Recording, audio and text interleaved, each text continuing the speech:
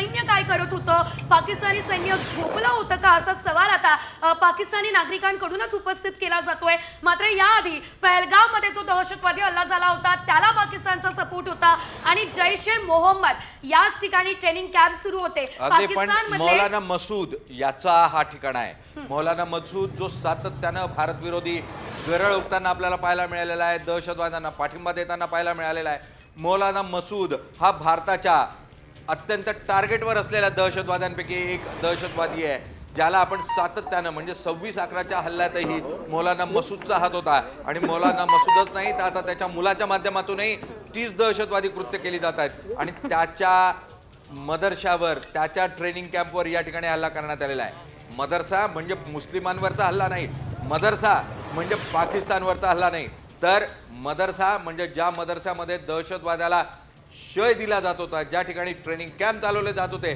जिथे काश्मीरमध्ये दहशतवाद वाढावा यासाठी प्रयत्न केले जात होते, अशा मदरसावर भारताने हल्ला केलेला आहे आणि त्यातून मौलाना मसूद याच्या विरोधात या ठिकाणी कडक अशी कारवाई केलेली आहे। मात्र जी माहिती आपल्याला उपलब्ध झाली होती, मौलाना मसूद याला अगोदरच पाकिस्तानी सैन्यानं पाकिस्तानच्या लष्करी भागामध्ये सैन्य भागामध्ये लपवून ठेवलंय बंकरमध्ये, अशा स्वरूपाची माहिती 2 ते 3 दिवस अगोदर आपल्या जवळ आलेली होती। त्यामुळे पाकिस्तानला शंका होती मौलाना मसूद यांच्यावर हल्ला केला जाईल आणि त्यासाठी म्हणून लपवून ठेवण्यात आलं मौलाना मसूदला। मात्र त्याचं जे तळ आहे, त्याचा जो मदरसा आहे, तो या ठिकाणी उद्ध्वस्त करण्यात आला आहे। सर, जसं तुम्ही म्हणालात आपल्यापर्यंत एक माहिती आली होती, 2 ते 3 दिवसांपूर्वी साम टीव्हीने एक बातमी सुद्धा प्रसारित केली होती, ज्यामध्ये जैश ए मोहम्मदचे जे मुख्यालय आहे त्याच ठिकाणी पाकिस्तानी नागरिकांना जे आहे ते प्रशिक्षण दिलं जात होतं। दहशतवादी करण्यासाठी याशिवाय सैन्याचं जे प्रशिक्षण आहे ते पाकिस्तानी नागरिकांना दिलं जात होतं। एकंदरीत ती तयारी केली जात होती आणि तेच मुख्यालय उद्ध्वस्त झालंय।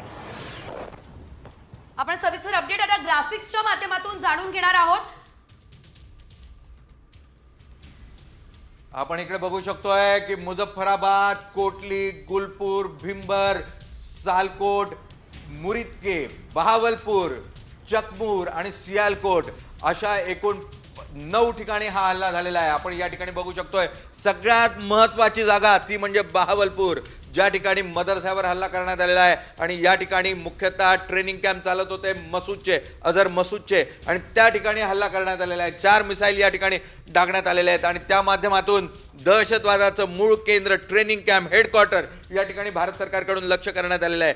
भारतीय लष्करानं थेटपणे बिळात शिरलेल्या अशा दहशतवादावर हल्ला करण्याचा प्रयत्न केलेला आहे। एकूण 9 जागे हा हल्ला करण्यात आलेला आहे। भारताच्या सीमेपासून भारताच्या नियंत्रण रेषेपासून जवळच्या भागामध्ये हे मुख्यतः हल्ले आपल्याला पाहायला मिळत आहे। एकमेव बहावलपूर जे पाकिस्तानच्या आतलं शहर या ठिकाणी भारताच्या लष्करानं हल्ला केलेला आहे, भारताच्या सैन्यानं हल्ला केलेला आहे आणि या ठिकाणी दहशतवादाचं मूळ केंद्र जे अझर मसूद चालवत होता त्या मदरसाला लक्ष करण्यात आलेलं आहे। यामध्ये 8 जण मारले गेल्याची माहिती जी आहे ती उपलब्ध होती आहे, जी स्वतः पाकिस्तानी सैन्यानं दिलेली माहिती आहे। 8 जण मरण पावल्याची माहिती आहे, तर 33 जण जखमी झाल्याची माहिती या ठिकाणी दिली जाते आणि त्यामुळे एक मोठं यश भारताला या ठिकाणी येताना पाहायला मिळत आहे आणि पाकिस्ताननं या हल्ल्याचं प्रत्युत्तर देऊ नये असा इशारा अमेरिकेनं पाकिस्तानला दिलेला आहे आणि त्यामुळे पाकिस्तान आगळीक करणार नाही अशी अपेक्षा करूया, अन्यथा एका मोठ्या युद्धाला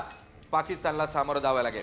पाकिस्तान अशा आर्थिक परिस्थितीत नाही की पाकिस्ताननं आता ही आगळीक करावी, अन्यथा पाकिस्तानचे 4 तुकडे झाल्याशिवाय राहणार नाही आणि त्यामुळे पाकिस्तान आगळीक करणार नाही अशी अपेक्षा करूयात। एक ब्रेकिंग येते, मोठी बातमी आहे, भारताचा जबरदस्त एअर स्ट्राईक आपण बघितलेला आहे। 9 दहशतवादी तळांवरती क्षेपणास्त्रांनी हल्ला करण्यात आलेला आहे। भारतीय सशस्त्र दलांनी ऑपरेशन सिंदूर जे आहे ते सुरू केलेलं आहे आणि आता हे ऑपरेशन सिंदूर पुढे नेमकं कुठपर्यंत जातं, पुढे काय रूप घेतं हे बघणं महत्त्वाचं। श्रीनगरचे नागरिक काय म्हणताय, अगदी जवळची जागा, त्या ठिकाणच्या नागरिकांचं काय म्हणणं आहे आपण बघूया।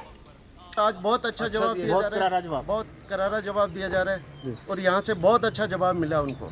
उधर से भी गोले आए, उधर से भी गोले आए थे सर। ये हमारी बिल्डिंग 3 राउंड यहाँ पड़े हुए, तो ये छत तोड़ी हुई है, ये गरीब आदमी का घर है, यहाँ पे भी काफ़ी सेलिंग हुई है और आगे गांव में भी सेलिंग हुई है। ये ऊपर पहाड़ी एरिया में सिविल आदमी को टारगेट किया जा रहा है।